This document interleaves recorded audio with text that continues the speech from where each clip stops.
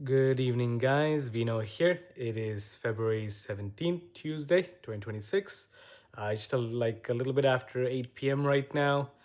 Forgot to record myself earlier in the day, just kind of the time slipped by. Um, Today was surprisingly quite nice weather-wise.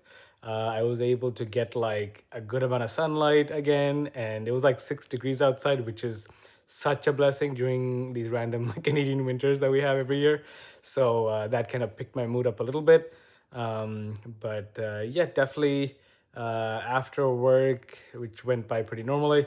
A bit frustrating at times, just with work situations. Things kind of like dragged longer than it should be with certain customers and things like that. But hey, I'm still good at my job, so I'm kind of like patting myself on the back that I managed the situation and fixed issues to the best of my knowledge for that for the day. So at least that's kind of done and over with.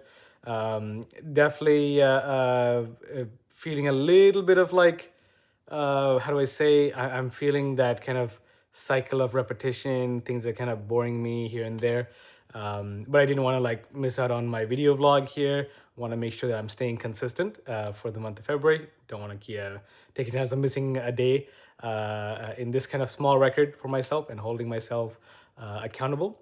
But beyond that, I think today in particular, as we kind of cross the halfway mark for February month, I am feeling a little bit more kind of like lost and definitely feeling like uninterested with the way that things have become repetitive. But I mean, to be fair, that's perfectly normal. That's how everybody's life is. You go to work, you get some food in, do some tasks, and check up on family, meet with family, all those basic things. So nothing new there. But mostly it's to kind of make sure that whatever I'm going through, I'm not like faking it in any way. We're all human. Not every day is going to be happy-go-lucky in any sense. But today in particular, I kind of felt really, I guess you could say, lost in a way. I feel like as someone who's now 30 plus, it really felt like my 20s went by really fast. And as someone who kind of is in my head a lot with certain things.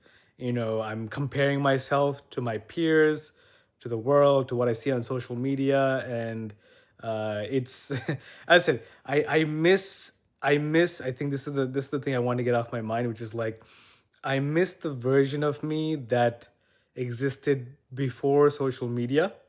I miss the version of me that was a lot more, I guess you say, open to certain things and a lot less afraid about certain things than when I was younger.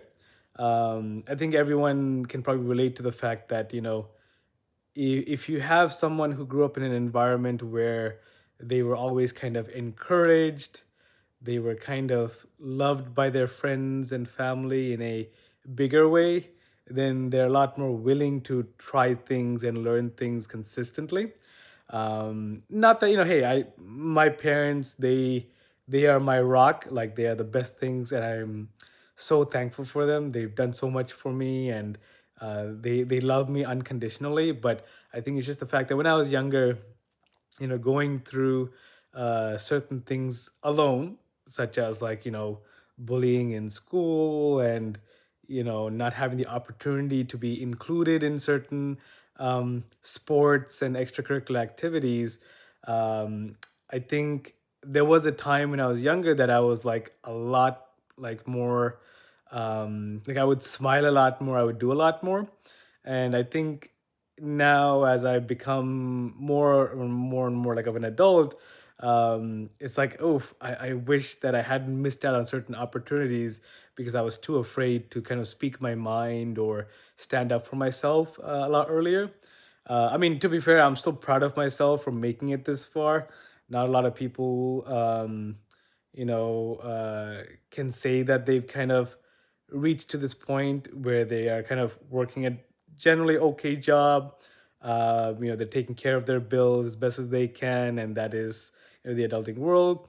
And it's always kind of circled back to I'm thankful for what I have, but it's also just like, oh, I wish I had tried out for those certain sports things, and I wish I had gotten the chance to build like better friendships, or at least maintain certain friendships that I thought would have been more reciprocal. And not at the same time, I would always prefer having like a smaller friend circle that are more authentic than like a bigger friend circle that is fake.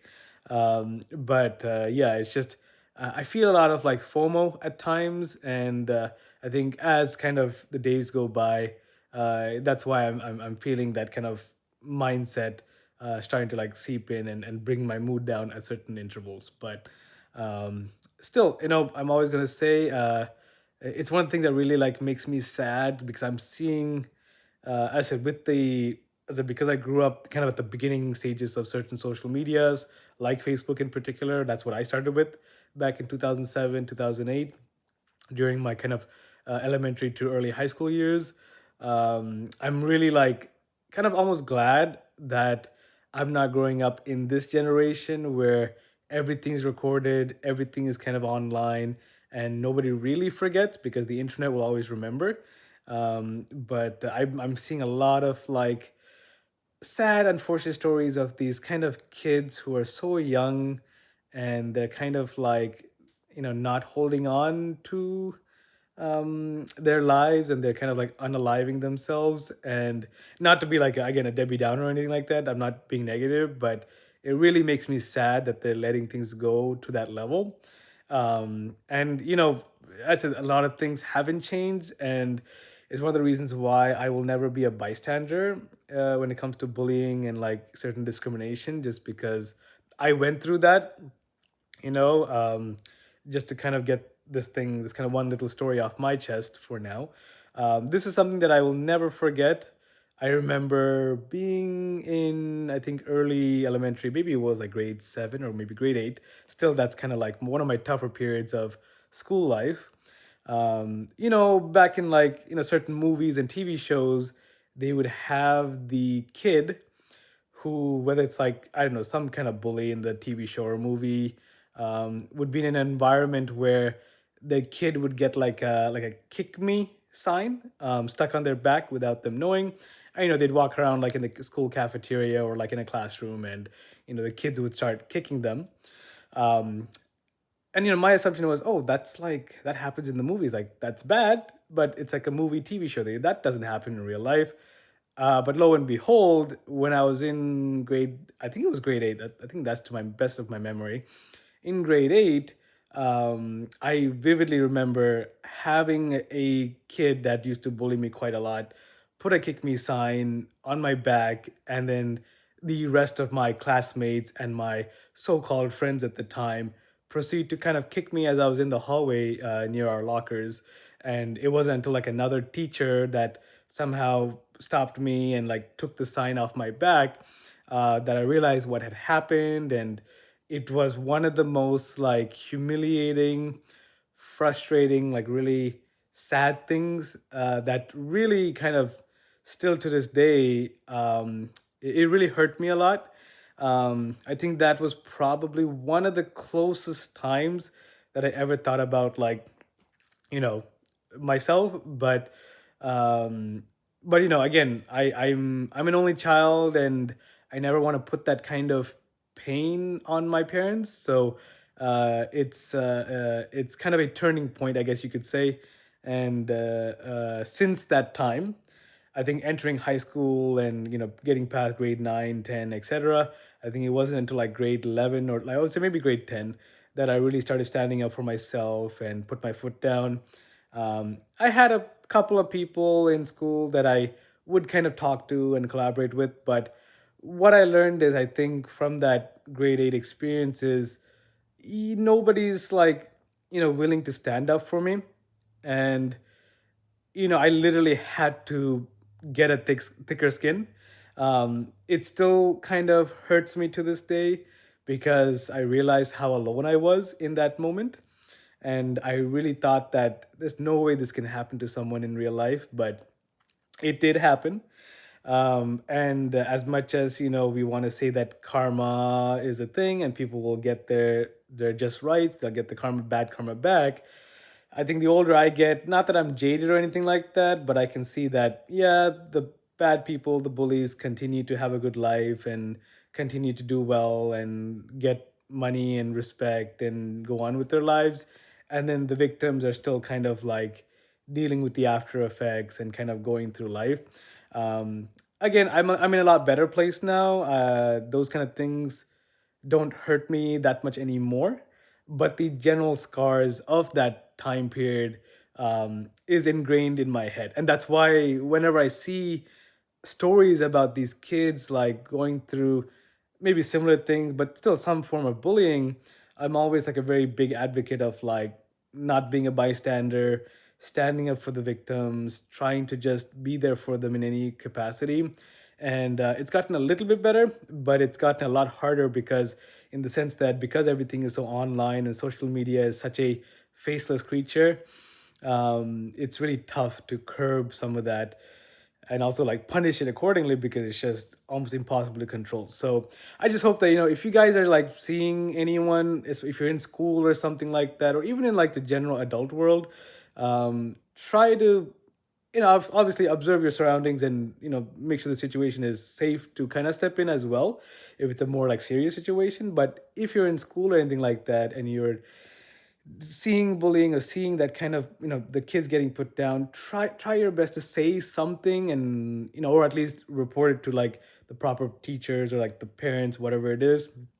Because I never really had that, and I couldn't, my parents were so out of the loop, and I didn't get the strength to speak with them.